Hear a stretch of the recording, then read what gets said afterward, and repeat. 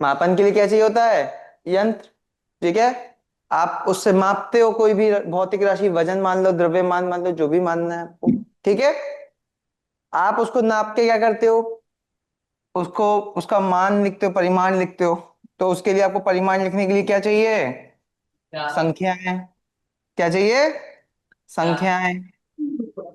उसके बाद उस राशि की मात्रक लिखते हो, जिससे ये पता चले कि वो 2 किलो है, 2 किलोमीटर है, 2 मीटर है, 2 सेकंड है, या क्या है ना? फिर उसके बाद क्या लिखते हो? दिशा बताते हो कि अगर वो सदिश है, अदिश है। और उसके अलावा आज जो मैं आपको पढ़ाने वाला हूं वो है विमाएं। ठीक है। इस चैप्टर में इसके अलावा और कुछ था नहीं। हमने संख्या में क्या क्या पढ़ा? सार्थक अंक पढ़ लिए। सार्थक अंक क्या होते हैं? कि अगर हमारे पास एक मान है, भले ही वो 9वीं दशमलव के बाद 9 जीरो आने के बाद, 9 शून्य आने के बाद पहला शून्य अंक आ रहा है, तो भी वो सार्थक है। यानी इसका हम निर्धारित करते हैं जिससे कि हम पूर्ण कलन उस हिसाब से कर पाए, या वैज्ञानिक तरीके से उसको लिख पाए। समझ में आ रहा है? सार्थक अंक जैसे कि अगर आप कोई मान लिखते हो 2.101, लास्ट वाला अंक अनिश्चित होता है, वो बदलता रहता है, लेकिन हम उसको काउंट करते हैं अगर वो कोई मात्रक के साथ लिखा हुआ है, जिससे ये पता चले कि एटलीस्ट ये आपका निश्चित है, ये अनिश्चित है। और इस पूरे संख्या में, या इस पूरे संख्या में 4 हमारे सार्थक अंक हैं। इस तरह से हम पढ़ते थे, जिससे कि हम उसी हिसाब से इसका पूर्णकलन कर सकें। सार्थक अंक के बाद हमने क्या पढ़ा था? हम कोई भी परिमाण लेते हैं, उसमें हमेशा क्या होती हैं? त्रुटियां। त्रुटियां याद है? अगर हम कोई भी गलती करते हैं, उस हिसाब से हमारे को उसको समझना होता है, और उसे जोड़, घटाव, योग, सॉरी, गुणा, भाग, इन सब में सही करना होता है। जैसे कि हमें ये पता चलते रहे कि हमने जो त्रुटियां की हैं वो कितना उस पर प्रभाव रहेगा जब हम उसका ये कोई भी संयोजन करेंगे। समझ में आता है? ये सब याद आ रहा है? नहीं आ रहा तो अपने नोट्स एक बार चेक करिएगा। ठीक है। मात्रक हमारी क्या होती है? मात्रक हमने पढ़ा था अंतरराष्ट्रीय प्रणाली। इससे हम लोगों ने ये निर्धारित किया था कि द्रव्यमान की बात करेंगे तो हम किलोग्राम में बात करेंगे, अगर हम लंबाई की बात करेंगे तो हम मीटर में बात करेंगे, समय की बात करेंगे तो हम सेकंड्स में बात करेंगे। इस तरह से हमारे पास कितनी मूल मात्रक थी? Very good. चलो, पूरक मात्रक हमारी 2 होती है। दिशा कब का इस्तेमाल होती है? जब हम अगर सदिश राशियों की बात कर रहे हैं और न्यूज से हम ये देख लेते हैं नॉर्थ ईस्ट वेस्ट साउथ करके, हम दिशा पे बात कर पाते हैं। आपका अगला चैप्टर पूरा इसी के आसपास भागेगा। सेकेंड चैप्टर आपका जो वो है, जो पूरा आपको वेग, त्वरण और इन सब के बारे में बात करेंगे, तब ये पूरा इस पे ही निर्धारित रहेगा और इनकी मदद से रहेगा। समझ में आ रहा है? इस चैप्टर का आखिरी भाग है विमाएं। वो क्या है वो हम आज देखने वाले हैं। ठीक है। तो विमाएं की हम पहले परिभाषा थोड़ा समझने का कोशिश करेंगे। ठीक है। विमाएं की परिभाषा को कैसे लिख सकते हैं? कि अगर किसी भौतिक राशि को मूल मात्रक, मूल मात्रक कौन से हो गए?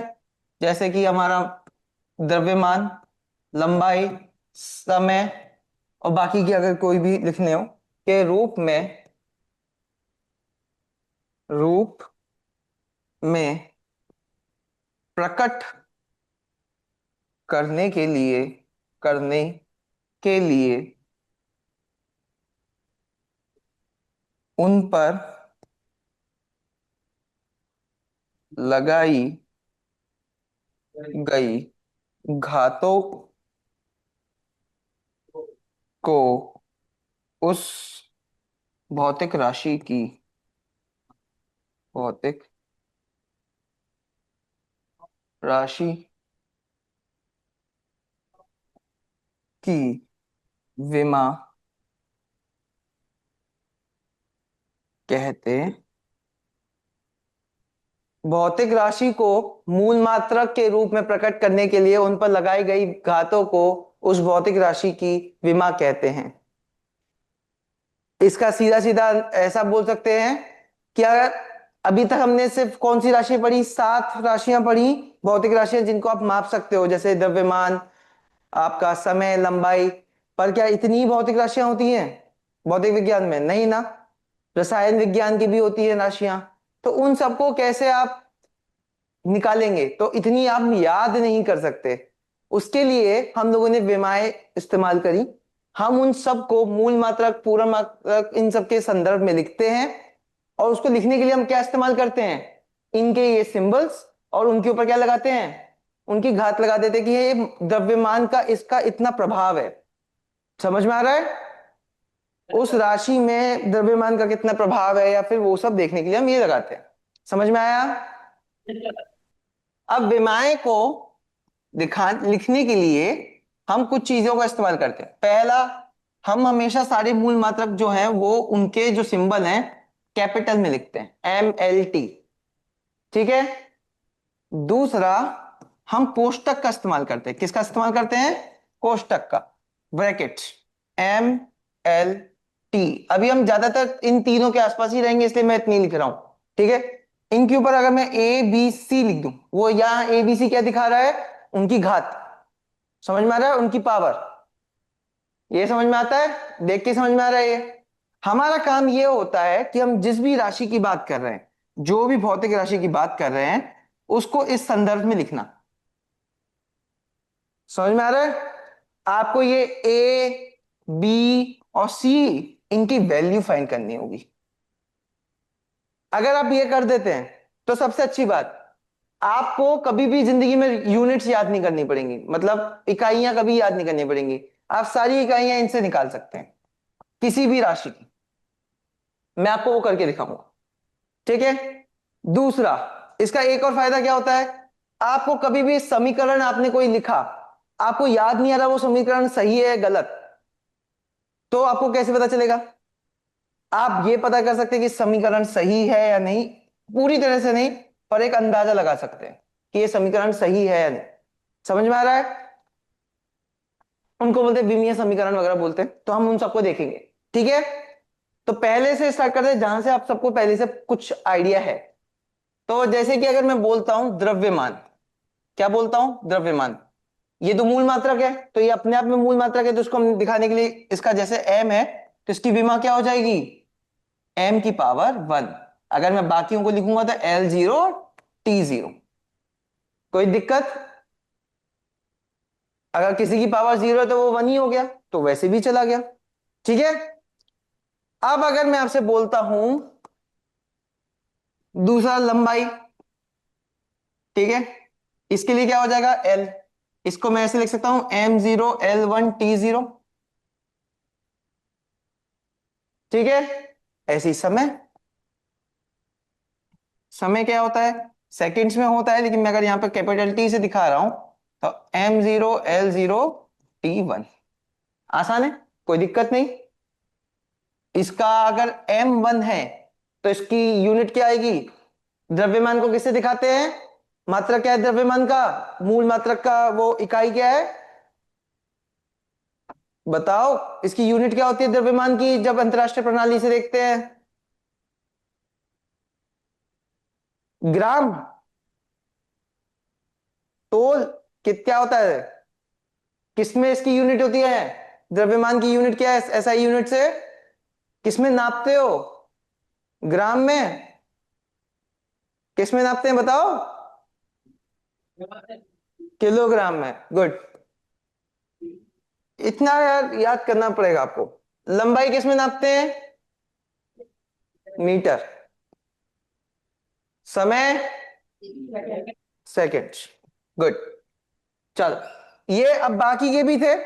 ठीक है। जब अगर हम हमारे किसी भी भौतिक राशि में उनका कोई टर्म आएगा तब हम उनकी विमाएं जोड़ देंगे। ठीक है। लेकिन अगर ज्यादातर हमारा इन तीन में काम चल जाता है। ठीक है। अगर मान लो विद्युत धारा किसी में आ गया, विद्युत धारा, अब विद्युत धारा को आप कभी भी इनमें नहीं दिखा सकते हो, है ना?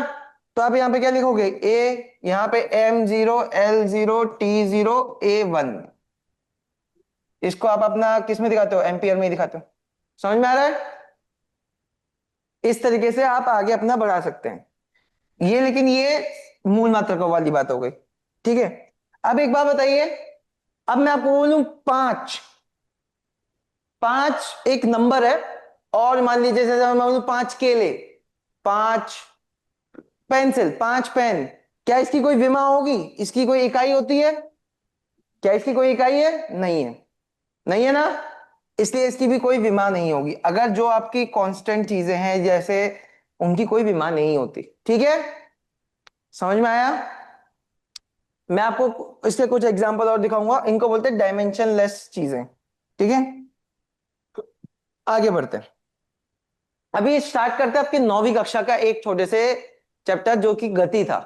ठीक है, उसमें आपका याद आया, आपको याद होगा कि हम 5 चीजें महत्वपूर्ण तरीके से समझते हैं। पहला था दूरी। दूरी क्या होती है? अगर एक पॉइंट से जा रहे हो बी पॉइंट तक और उसके बाद सी तक वापस आ रहे हो तो आप D1 प्लस D2 कर देते हो, तो दूरी आ जाती थी D1 प्लस D2, है ना, कोई दिक्कत? लेकिन अंत में ये D1 D2 क्या है? लंबाई है, हाँ है ना? तो क्या मैं इसको ऐसे नहीं लिख सकता हूं, डी की विमा अगर मैं लिखूं तो लंबाई होगी, D1 की विमा लिखूंगा तो वो भी लंबाई होगी, D2 की लिखूंगा तो वो भी लंबाई होगी, हाँ है ना? लिख सकते हैं। इसको मैं ऐसे लिखना चाहूं L equal to L plus L, जो कि दोनों पावर 1 है इसलिए L ही रही। अगर मैं आपसे अब इसको उल्टा बोलता कि आपको पता ही नहीं है कि दूरी की विमा क्या है, पता ही नहीं, लेकिन आपको यह पता है D1 और D2 की विमा क्या है, तो क्या लिखोगे? M0 L1 T0 plus M0 L1 T0, इन दोनों को ऐड करोगे तो क्या आएगा? M0 L1 T0। तो दूरी की विमा क्या हो गई? L1। तो इससे क्या समझ में आता है कि हम अगर हमें किसी राशि की विमा नहीं पता, पर हमें यह पता है कि वो किसी समीकरण में आता है या उसके आगे आरएचएस मतलब इक्वल टू के साइड जो लिखा है, हम उसकी विमा निकाल सकते हैं। समझ में आया? अब महत्वपूर्ण चीज एक और देखते हैं। दूरी जैसे अभी बात करी, उसकी विमा क्या आ गई? M0 L1 T0। अब मैं अगर आपसे विस्थापन बोलूं, दोनों में बहुत अंतर है। दूरी का मतलब होता है कुल दूरी, मतलब आपने कितनी लंबाई, कुल लंबाई आपने तय करी। विस्थापन क्या होता है? न्यूनतम दूरी।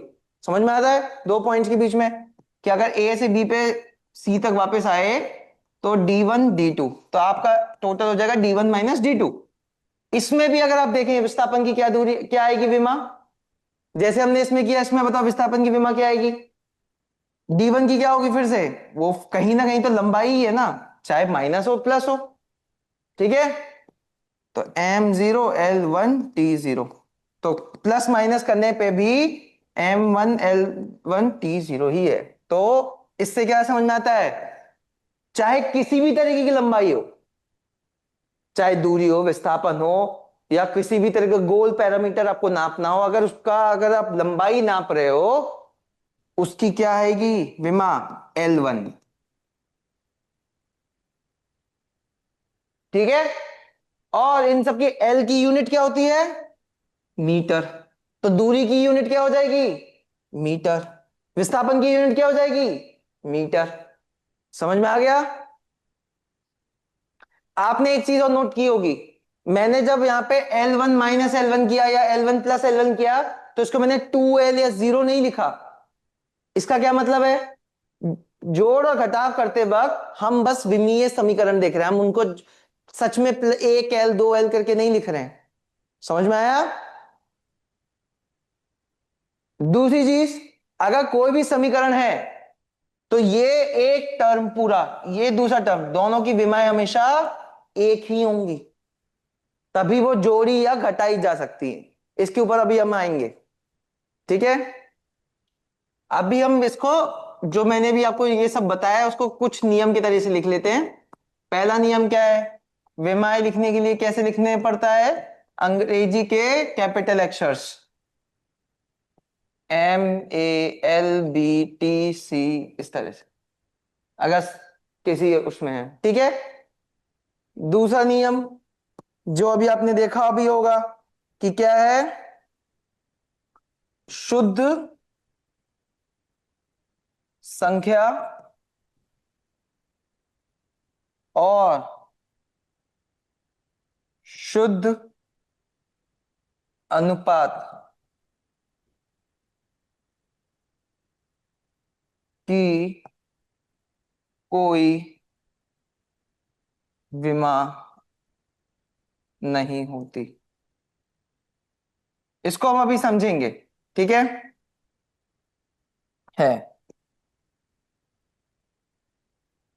जैसे आपेक्षिक घनत्व, कोई एंगल कॉस थीटा, या कोई भी नंबर या कांस्टेंट्स जो बदलते नहीं है, इन सब की विमा नहीं होती। इसका मतलब क्या है? जैसे देखो, cos 30 में लिखता हूं, या चलो cos 60 लिख लेते हैं। cos 60 में लिखता हूं तो वो कितना होगा? 1/2। क्या 1 की कोई विमा होगी? नहीं होगी। 2 की कोई विमा होगी? नहीं होगी। ये घूम फिर के नंबर है कोई, इस नंबर की कोई विमा है? नहीं है। ठीक है, इसलिए cos थीटा हुआ, sin थीटा हुआ, ये इन सब की कोई विमा नहीं होती। अब कांस्टेंट की बात करते हैं। कोई पाई हो गया या फिर कोई भी ऐसे नंबर जो आपको मालूम है वो कभी बदलने वाले नहीं है और वो किसी पे निर्भर नहीं करते, ठीक है। उनकी कोई मात्रक नहीं होती, उनकी कोई मात्रक पद्धति भी नहीं होती। पाई की आपने कभी यूनिट सुनी है?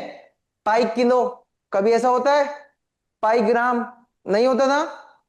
इसीलिए हम लोग इनको इनको भी विमा नहीं, इनको विमा नहीं होती। अब आपेक्षिक घनत्व, आपेक्षिक का मतलब क्या है?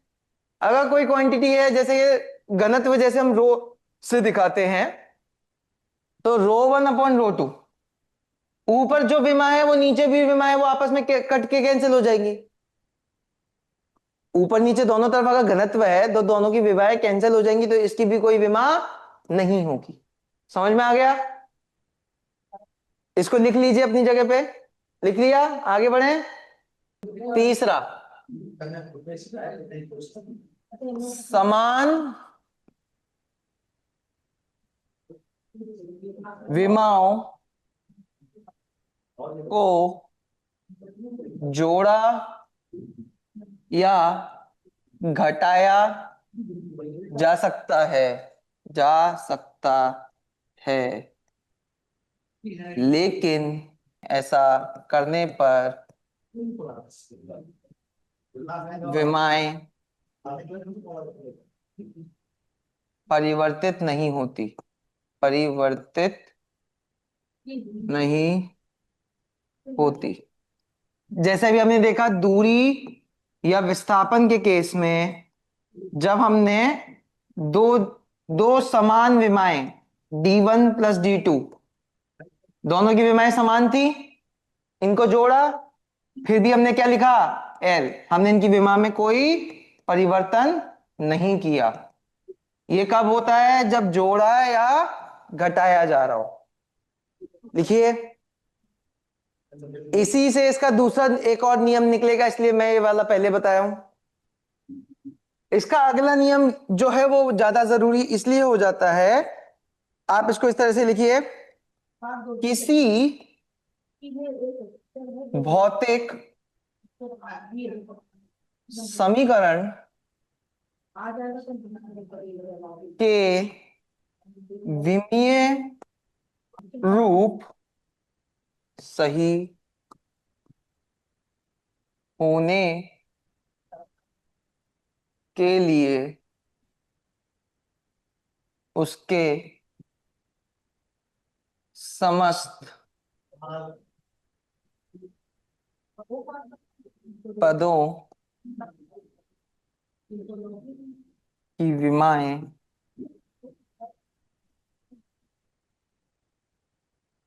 एक समान होनी चाहिए। ये नियम बहुत जरूरी हो जाता है कि अगर हम किसी भौतिक समीकरण की बात कर रहे हैं तो उसके सभी पदों की विमाएं एक जैसी होंगी, तभी वो समीकरण मुमकिन है। मैं इसको आपको करके दिखाऊंगा। अभी के लिए आप लिख लीजिए। जैसे अगर मैं आपको ऐसे कुछ भी करके भी दिखा दे सकता हूं, जैसे v = u + at, अगर मैं ये बोल रहा हूं कभी कभी हम भूल जाते हैं, क्या ये ए टी स्क्वायर नहीं हो सकता था, या कभी ए क्यूब नहीं हो सकता, हमें ये याद नहीं रहता। तब हम इन विमीय समीकरणों का इस्तेमाल करके ये पता करते हैं कि समीकरण सही लिखा है या नहीं। ठीक है, वो अभी हम करना सिखाएंगे, तब एक साथ देखेंगे। आखिरी चीज, जिस तरह से अभी तक हम जोड़ घटाव देखे, अब क्या देखेंगे, गुणा भाग। इसमें विमाओं का क्या रोल रहता है, कैसे उसका इस्तेमाल होता है। तो आपको पता होना चाहिए कि जैसे अगर हम 10⁵ करते हैं, इसका क्या हो जाएगा आंसर। नहीं, जैसे को छोटा लिखते हैं, जैसे लिखने में आसान हो। 10⁵ इंटू 10⁵ करना है मुझे, तो 10⁵ को मैं क्या लिख सकता हूं, 5 मतलब 3 बार इंटू 2 100। ठीक है, मतलब 2 जीरो के, तो 5 जीरो हो जाते हैं। कहीं ना कहीं हमने क्या किया, हमने इसको और इसको जोड़ दिया। 10⁵ +2 कर दिया, हाँ या ना। उसी तरीके से अगर मैं 10⁵ को 10⁵2 से भाग देता हूं, क्या करते हैं, 3 - 2 10⁵1, एक जीरो छोड़ देते हैं। तो हम इसमें क्या कर रहे हैं, जब भाग दे रहे हैं तो 10⁵1 ही बचा, मतलब 10⁵3 - 2। तो घातों का इसी तरह से इस्तेमाल करते हैं, उनको संयोजन करते हैं, हाँ या ना। याद आ रहा है। अगर अभी आप थोड़ा देर पहले याद करेंगे, जब मैं 10⁵1 + 10⁵1 करता हूं, क्या ये 10⁵2 होता है, नहीं।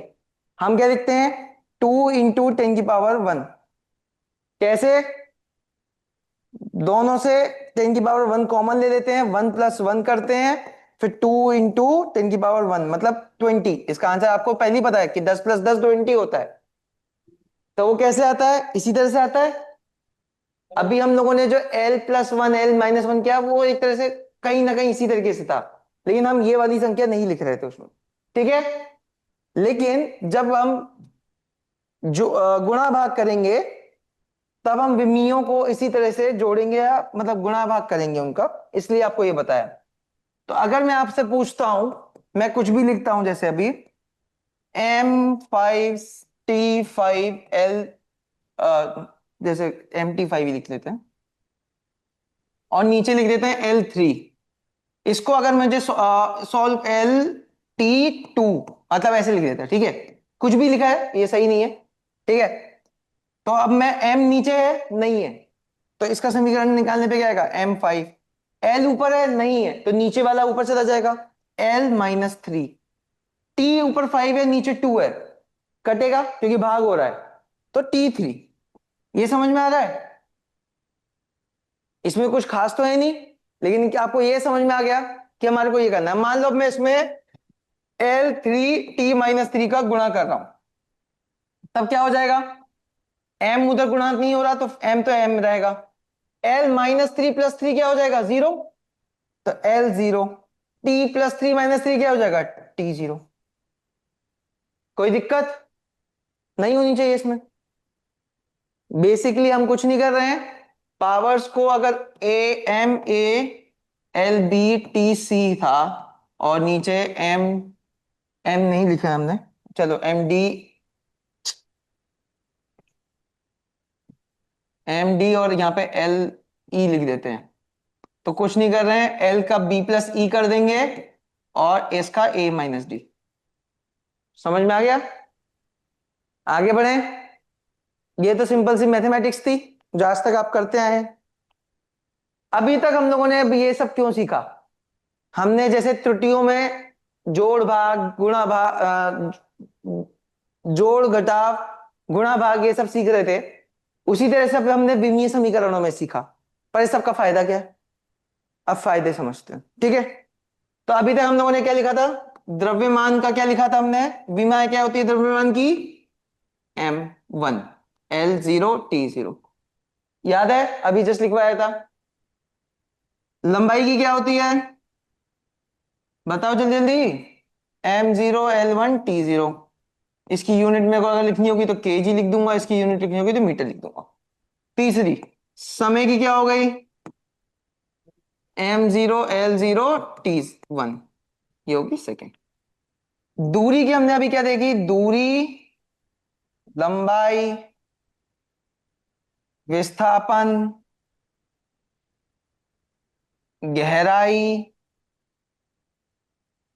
दुनिया की कोई भी डिस्टेंस अगर आप उसे नाप रहे हो और उसकी आप मीटर में, किलोमीटर में, इंच में, फीट में, इन सब में नाप रहे हो, अंत में वो सब क्या है? लंबाई। तो उसकी विमा क्या हो जाएगी? लंबाई L1। इसको ऐसे लिखेंगे, पूरा लिखते हैं हमेशा L1 T0। इसकी क्या हो गई? मीटर। ठीक है, अब कभी भूलेंगे नहीं, भूलेंगे इस बात को। अब हम अगली बात एक में आते हैं, 9वें चैप्टर में और क्या पढ़ा था? दूरी विस्थापन के बाद क्या आया था? चाल और वेग। तो अब उसको समझते हैं। ठीक है, चाल और वेग। अगर चाल और वेग में अंतर क्या है? जैसे जो दूरी और विस्थापन में था कि एक सदिश थी एक अदिश थी, इसी तरह से ये भी है, एक कुल दूरी बटे समय है, एक है विस्थापन बटे समय। ठीक है, अंत में दोनों क्या है? दूरी या विस्थापन बटे समय ही तो हो रहा है। अच्छा, दूरी क्या होती है? लंबाई बटे समय। लंबाई की विमा क्या है? M0 L1 T0। पूरा जानबूझ के लिख रहा हूं मैं अभी, क्योंकि आगे के लिए आदत आ जाती है। M0 L0 T1। दोनों M0 है, कट जाएंगे, कोई फर्क नहीं पड़ता। L ऊपर 1 है, नीचे 0 है, तो L1 रहेगा, 1 माइनस 0 करके भी। T0 ऊपर है, नीचे 1 है, तो T क्या हो जाएगा? -1। 0 - 1। ठीक है, तो LT-1 क्या है? LT-1। तो जितनी भी वेग और चाल की बात होंगी उनकी विमा क्या हो गई? L और T-1। अब इसको अगर मैं यूनिट्स में लिखूं तो L की यूनिट क्या हो जाएगी? मीटर। और टाइम की क्या मतलब, T की क्या है? सेकेंड। सेकेंड की पावर -1 मतलब प्रति सेकेंड, मीटर प्रति सेकेंड। आपने यही याद की थी पहले, चाल और वेग की मीटर प्रति सेकेंड याद करी थी, नहीं करी थी? तो इससे क्या समझ में आया कि अगर हम विमाएं निकाल पाते हैं तो हमें उसकी यूनिट याद करने की जरूरत नहीं, हम वो डायरेक्टली लिख सकते हैं। ठीक है, समझ में आया बच्चों? अब चाल और वेग के बाद अब क्या पढ़ते थे? त्वरण। त्वरण और कहां कहां आता है? त्वरण, त्वरण आपका आता है गुरुत्वाकर्षण में भी आता है आपका। कोई भी चीज कितनी गति से अपना वेग में परिवर्तन करे के समय के साथ, वही त्वरण है। समझ में आ रहा है? चाहे वो जमीन पे हो चाहे वो आसमान में हो, त्वरण तो वही रहेगा। तो इसका फॉर्मूला क्या होता है? वेग बटे समय। हमने अभी वेग का कितना पढ़ा था? M0 L1 T-1, है ना? समय का क्या हो गया? T1। इसको जब सॉल्व करके लिखेंगे तो क्या होगा? M0 L1 T-2, -1 - 1 - 2। तो त्वरण का कितना हो गया? LT-2। अब अगर मैं इसकी यूनिट लिखना चाहूंगा तो क्या होगी? मीटर सेकेंड -2, मतलब मीटर प्रति सेकेंड स्क्वायर। यही पढ़ते आए थे। अगर आपको फॉर्मूला पता है तो आप ये चेक कर सकते हो। तो आपको दो चीजें पता होनी चाहिए। अगर आपको फॉर्मूला याद नहीं है तो इसकी विमा पता होनी चाहिए कि LT-2 होती है, और आप ये फॉर्मूला याद निकाल सकते हो कि सही है गलत है। आपको एक साइड आना चाहिए विमीय समीकरण में। ठीक है, समझ में आ गया? चलो आगे बढ़ते हैं।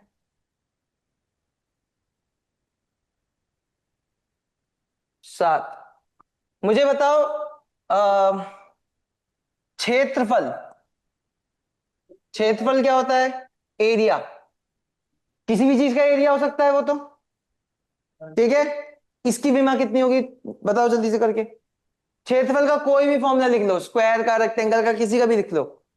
क्या होगा फॉर्मूला इसका? क्षेत्रफल किसी चीज का निकालते क्या फॉर्मूला होता है? चलो स्क्वायर का निकाल रहे हो आप, एल और एल, इसका फॉर्मूला क्या हो जाएगा? L², L × L। हाँ है ना? इसकी विमा क्या होगी? L1। इसकी विमा क्या होगी? L1। दोनों का गुणा हो रहा है तो क्या हो जाएगा ये? L1 + 1 2। अगर मैं अब इसकी यूनिट लिखूंगा तो क्या हो जाएगी, मीटर स्क्वायर। समझ में आ गया। इसी तरह से अब अगर मैं आयतन की बात करूं, किसकी बात करूं, आयतन। अब क्यूब का आयतन निकालना है मुझे, कुछ नहीं, इसी का क्यूब होता है L into L into L. अगर विमाएं के टर्म्स में लिखना है तो L into L into L, सबका वन वन वन है, प्लस होके क्या हो जाएगा 3। इस हिसाब से इसकी यूनिट क्या हो जाएगी, मीटर क्यूब। यही तो होती है।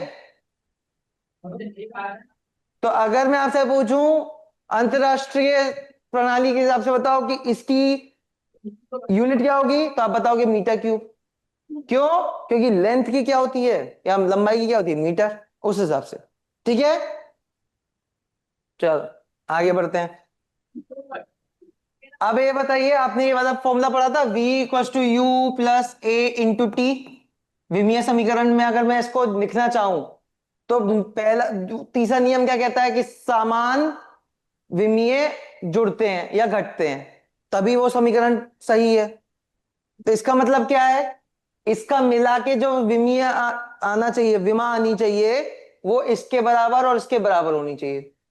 समझ में आ रहा है, क्या ये समझ में आती है बात।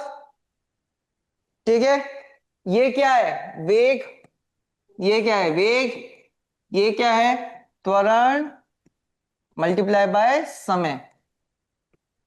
वेग की अभी विमा क्या देखी, एल टी माइनस वन, इसकी क्या देखी, एल टी माइनस वन। इसकी अभी निकाल लेते हैं, त्वरण की कितनी निकाली अभी आपने, L T minus two into समय वन। तो इसको लिख सक, अब एल तो एल रहेगा, minus two plus one minus one, same आ गई। इसका मतलब ये हमारा समीकरण सही है। अगर ये सेम नहीं आती तो हम ये बोल सकते थे कि हमने कुछ गलत कर दिया। अगर मान लो मैंने यहां पे इंटू टू कर दिया होता, मान लो इंटू टू कर दिया मतलब स्क्वायर कर दिया होता, तो समय का स्क्वायर हो जाता और यहां पे टू हो जाता, तो टू प्लस टू जीरो, तो इसका विमीय हो जाता एल। क्या ये और ये बराबर है, नहीं, तो हमें पता चल गया कि ये वाला हमने गलत लिख दिया है, तो समय का स्क्वायर नहीं आएगा यहां पे। इस तरीके से हमें यह पता चल सकता है कि हमारा समय का स्क्वायर होगा नहीं होगा, या हमारा कोई चीज का कौन सी घात आएगी। समझ में आ रहा है। ये आपसे इस तरह के सवाल पूछे जाएंगे कि क्या ये विमीकरण, क्या ये समीकरण सही है, तब इसका इकलौता तरीका है आप विमीय करके जल्दी से देख सकते हो कि सबका बराबर आ रहा है नहीं आ रहा।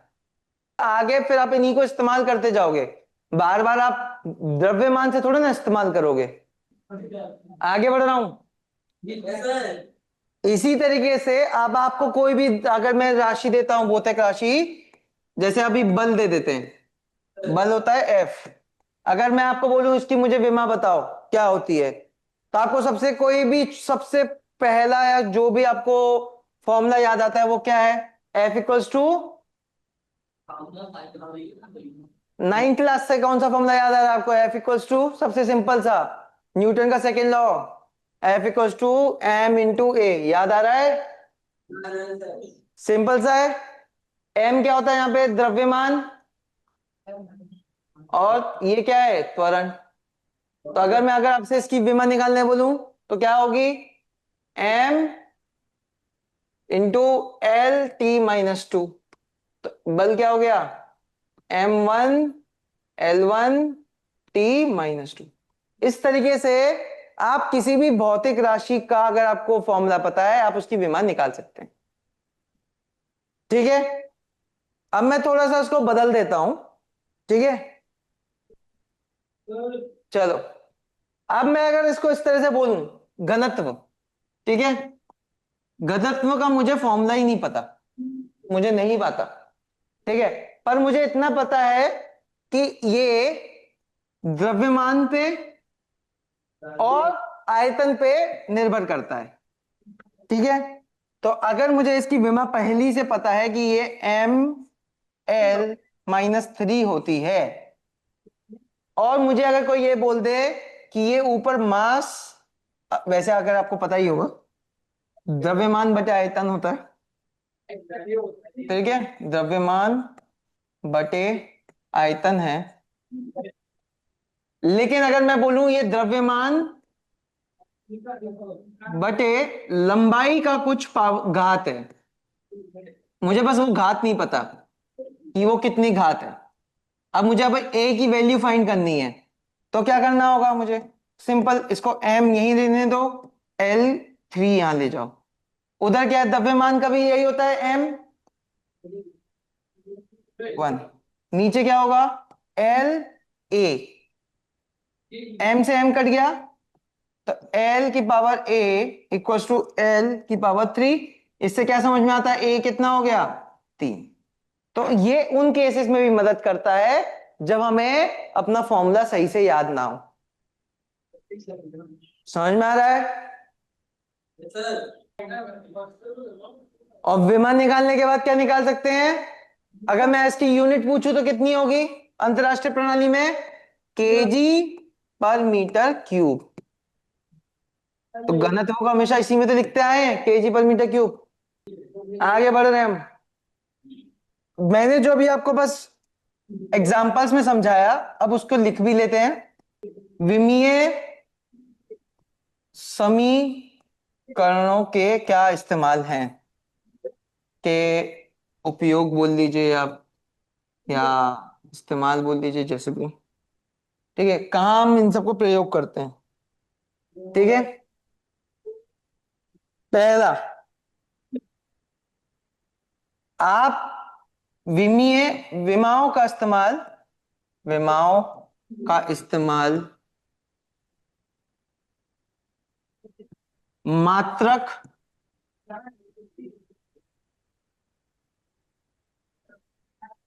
पद्धतियों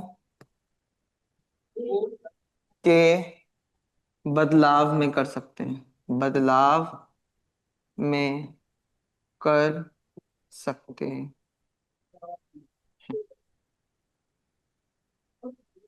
इसका क्या मतलब है कि अगर आपको नहीं पता कि आपकी एक मात्रक किसी और प्रणाली में है, दूसरी मात्रक किसी और प्रणाली में है, तो उनका बदलाव कैसे करना है?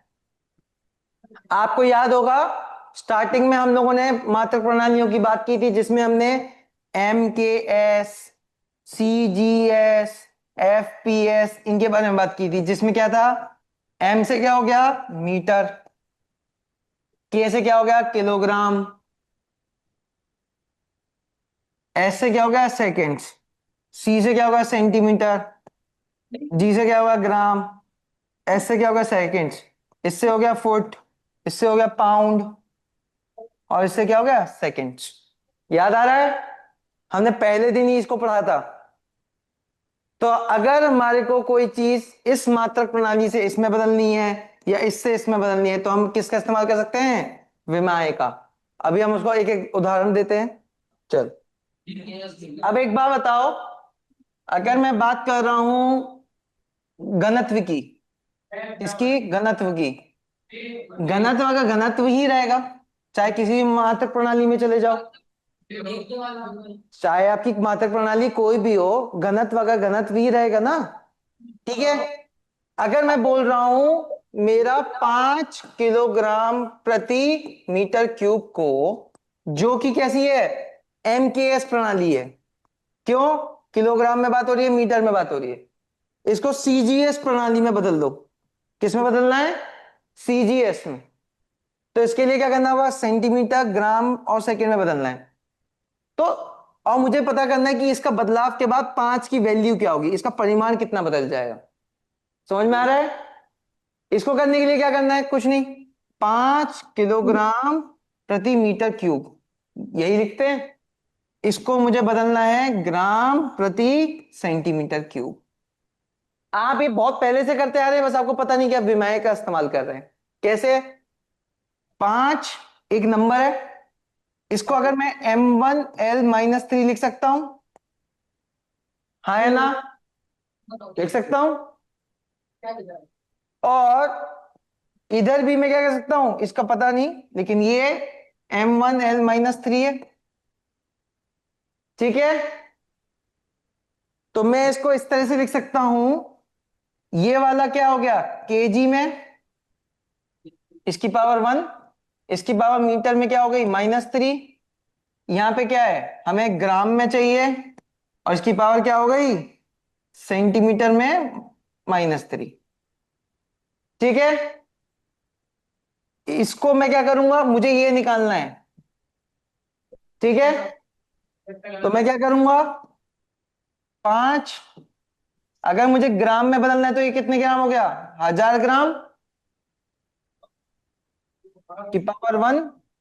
मीटर को कितने में लिखूंगा, सेंटीमीटर में, 100 सेंटीमीटर की पावर -3। ये आपका परिमाण जो निकालना है, ग्राम पर सेंटीमीटर क्यूब। समझ में आ रहा है, आप हमेशा ये करते आए हैं, बस आपको पता नहीं था। अब नंबर की कोई विमा होती है, नहीं होती। ठीक है, बाहर निकालो, 5, 1000 की पावर 1, 1000, 100 की पावर -3, ये माइनस में है, इसको मैं बाहर लेके आऊंगा, तो 10 की पावर 100 की पावर -3, क्या हो गया, ग्राम की पावर 1 सेंटीमीटर की पावर -3, जो हमें निकालना था, ग्राम की पावर -3। ये जो भी वैल्यू है, ये किसके बराबर होगी, जो हमें निकालनी थी,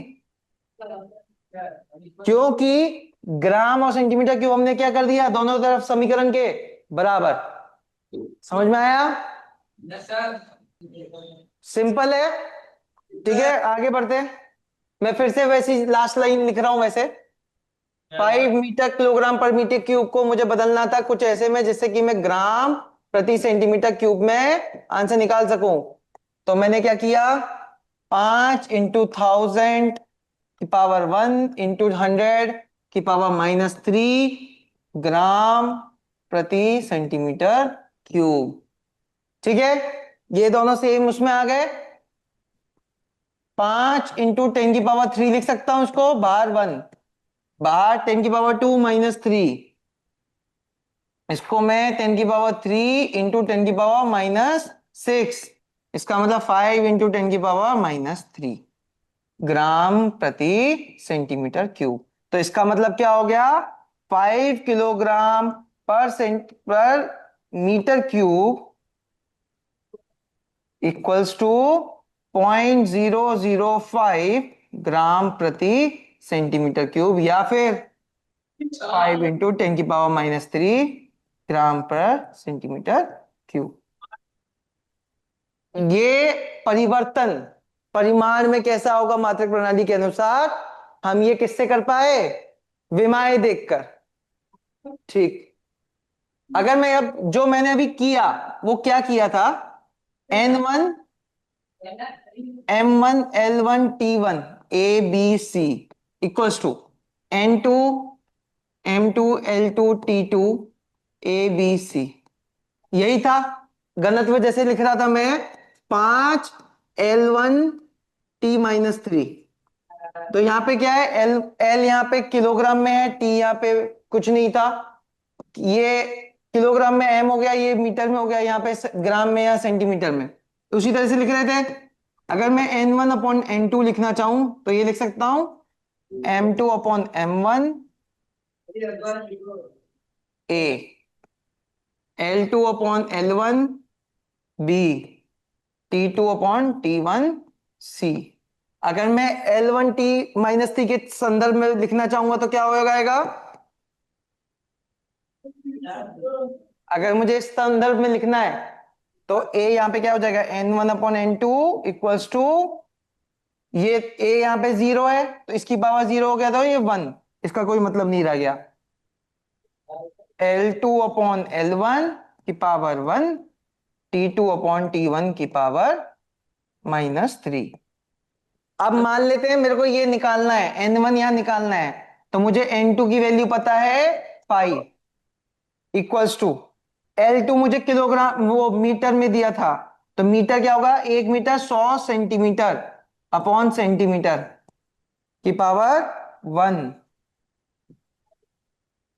अच्छा, यहां पे मैंने गलत कर दिया ना, मैंने घनत्व का अगर सॉल्व कर रहा हूं तो ये ml -3 होगा ना, m2 upon m1 l2 upon l1, ये -3 होगा, और 1000 ग्राम अपॉन ग्राम की पावर 1।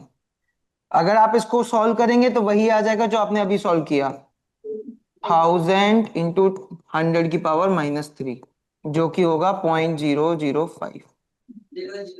वही है जो अभी आपने लिखा था, इसको हमने अभी एक फॉर्मूले के संदर्भ में करके देख लिया। ठीक है, एक उदाहरण के संदर्भ में जो बचपन से करते आ रहे हो कि अगर आपको किलोग्राम को ग्राम में करना है तो उसका मल्टीप्लाई कर दो, मीटर को सेंटीमीटर में करना है उसका कर दो, वो हमने अभी एक फॉर्मूले के संदर्भ में देख लिया। क्या फॉर्मूला है यहाँ पे, ये वाला, n1 upon n2 equals to m2 upon m1 की power a, l2 upon l1 की power b, t2 upon t1 की पावर c। लिख लिया, आगे बढ़ रहे हैं। अब इसका दूसरा इस्तेमाल क्या था, समीकरणों की जांच, भौतिक समीकरणों की जांच करना कि वो सही है या गलत। इसका एक उदाहरण मैंने v equals to you plus A T से दिखा दिया। दूसरा उदाहरण देख लेते हैं, कणों की जांच। तो अगर आपको याद होगा s equals to U T plus half A T square होता है। ठीक है, अब मुझे मान लो पता ही नहीं है कि ये सही है गलत, मान लो मैं इसको यू टी स्क्वायर कर दूं यहाँ पे, ठीक है, वो मुझे मालूम है गलत है कि तुमने याद किया हुआ है। अब इसको बीमीए से देखो, ठीक है, एस क्या है यहाँ पे, दूरी, तो ये एल होगा। यू यहाँ पे क्या है, एल टी -1, वेग, टी स्क्वायर। ठीक है, हाफ का कोई, हाफ क्या है, कोई उसकी कोई विमा होगी नहीं क्योंकि वो एक नंबर है। त्वरण का क्या होगा, एल टी -2, और टी स्क्वायर का क्या होगा, टी स्क्वायर। ठीक है, इसको सॉल्व करेंगे तो क्या होगा, L T -1 plus L equal to L. इसका मतलब क्या है, इस समीकरण के मुताबिक सबको बराबर होना चाहिए था, पर ये वाला बराबर नहीं है, इसमें एक्स्ट्रा क्या रहा है, टी की पावर -1। इसका मतलब एक टी हमारा एक्स्ट्रा आ गया इस फॉर्मूले में, इस वाले उसमें एक टी एक्स्ट्रा आ रहा है, इसको हटा देंगे तो फॉर्मूला सही हो जाएगा। तो असली फॉर्मूला क्या सही है, S equal to U T plus half A T square, जिससे कि इसका क्या आ जाए, विमा आ जाएगी एल, इस पूरे की विमा आ जाएगी एल, इसकी आ जाएगी एल। इससे हमने क्या किया, समीकरण की जांच कर ली कि ये सही था या गलत। तीसरा इस्तेमाल वो ये है कि कैसे हम भौतिक राशियों के बीच में, भौतिक राशियों के मध्य के संबंध को हम ज्ञात करते हैं। एक उदाहरण ले रहा हूं मैं, ठीक है, उदाहरण समझने के लिए भी और काम करने के लिए भी। ठीक है, ये उदाहरण में जैसे एक क्वेश्चन है, ठीक है, एक सरल लोलक का आवर्तकाल उसके द्रव्यमान मतलब m, लंबाई मतलब l, तथा गुरुत्वाकर्षण, गुरुत्वीय त्वरण मतलब g पर निर्भर करता है, निर्भर करता है। आपको क्या ज्ञात करना है, सूत्र ज्ञात करना है, किसका, इस इन सभी को जोड़ते हुए आवर्तकाल का। ठीक है,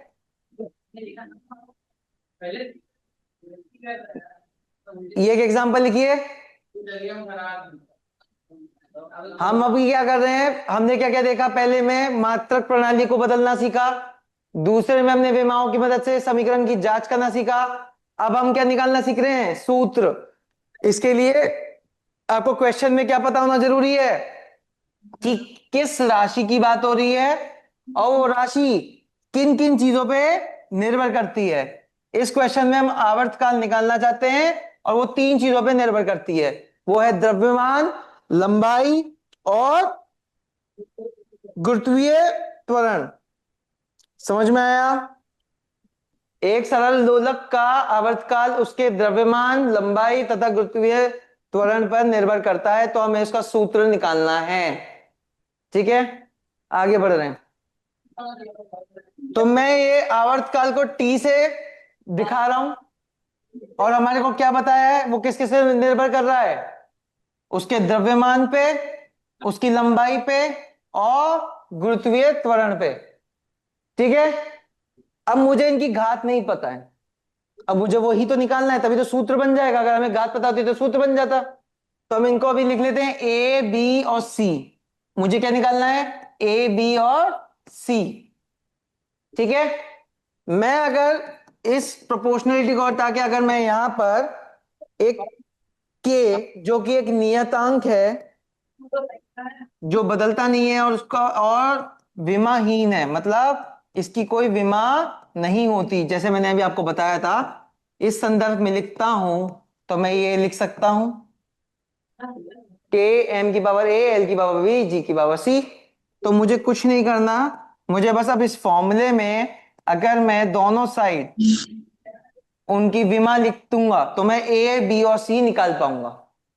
ठीक है, तो T इक्वल्स टू के एम की पावर ए, एल की पावर बी और जी की पावर सी।